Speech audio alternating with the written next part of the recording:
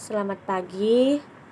Perkenalkan, nama saya Veronica Ika. Saya dari kelas A1, NIM 17104165520. Saat ini saya akan menjawab soal UTS mata kuliah Manajemen Pemasaran. Pertanyaannya, apa yang dimaksud dengan MPI dan berikan contohnya.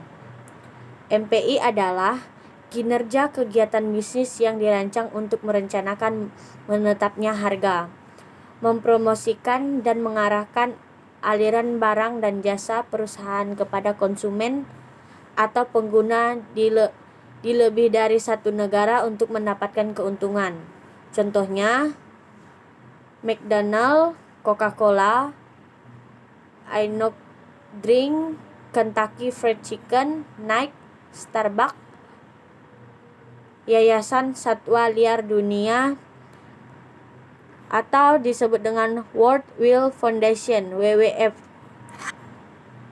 Pertanyaan yang nomor 2, apa perbedaan pemasaran internasional dengan pemasaran global?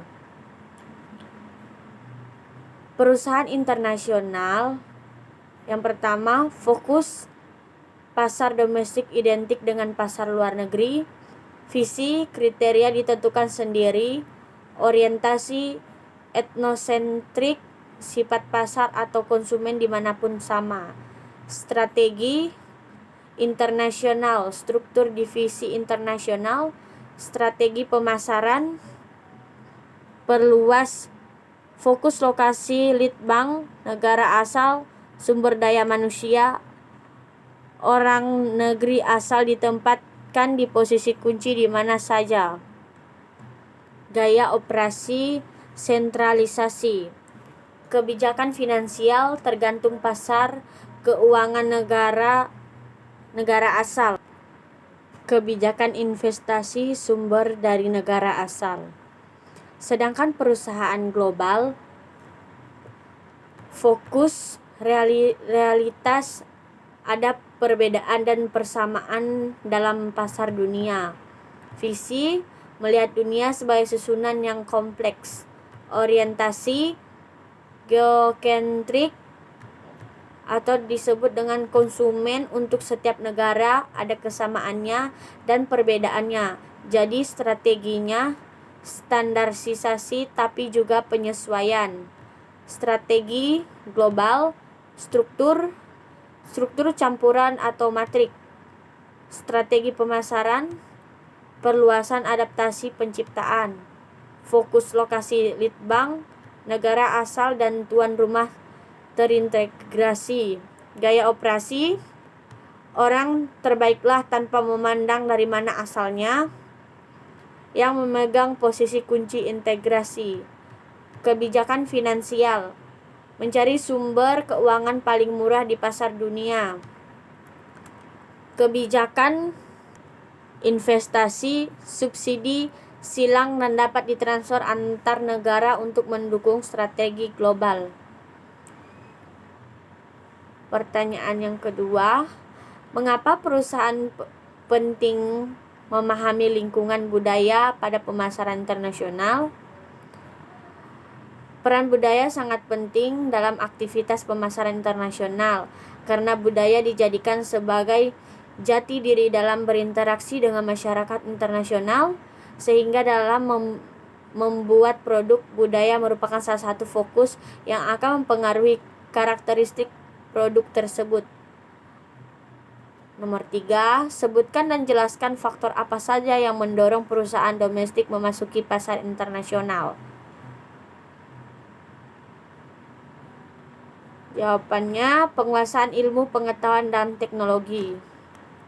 Negara-negara dengan penguasaan ilmu pengetahuan dan teknologi yang tinggi akan mampu memproduksi barang dan jasa yang lebih banyak, berkualitas dan tentunya efisien dibanding dengan negara yang lambat akan ipteknya.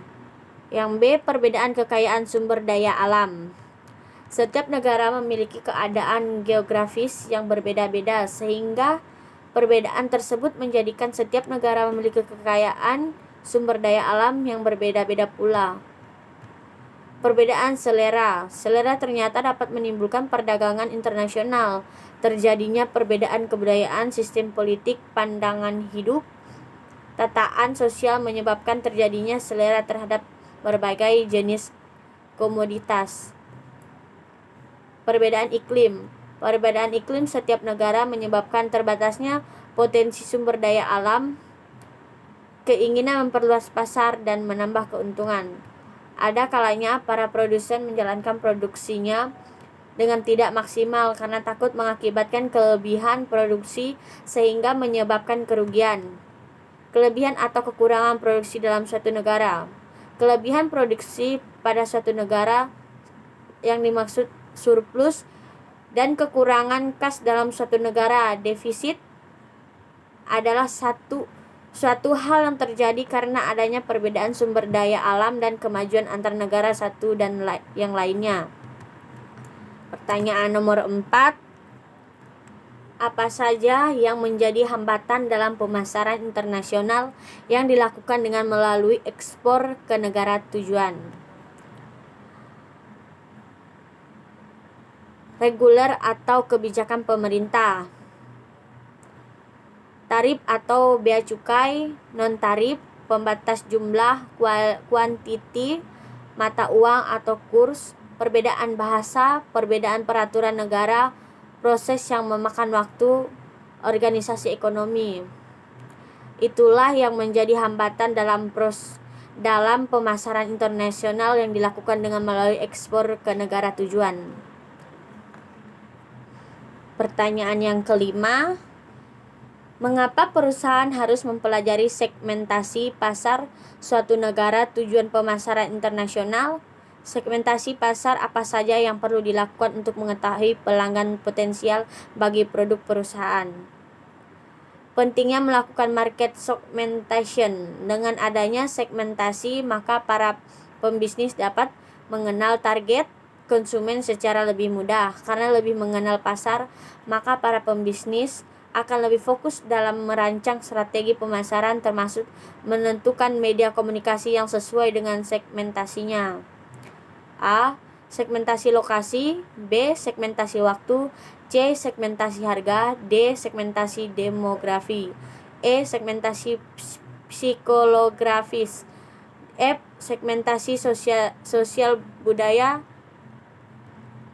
Baik, itu jawaban yang nomor 5. Pertanyaan yang nomor 6 tentang video. Judul video, memasuki pemasaran internasional standar ISO 9000 dalam perdagangan sistem manajemen mutu. Pembicaranya, yang pertama Erika Nada Salsabila, yang kedua Gusti Agung SKM, yang ketiga Nabila Gusti Fasanta, yang keempat Rinaldi Gardimas P, yang kelima Usi Uswatun Hasanah, yang keenam Yaser Badawi. Topik yang dijelaskan standar ISO 9000 dalam perdagangan ilmu yang diperoleh. Dalam pencapaian ekspor non-migas rata berbagai upaya yang dilakukan untuk meningkatkan produk di Indonesia, yaitu dengan meningkatkan kualitas dan mutu barang bagi para pembeli. Baik, sekian jawaban dari saya.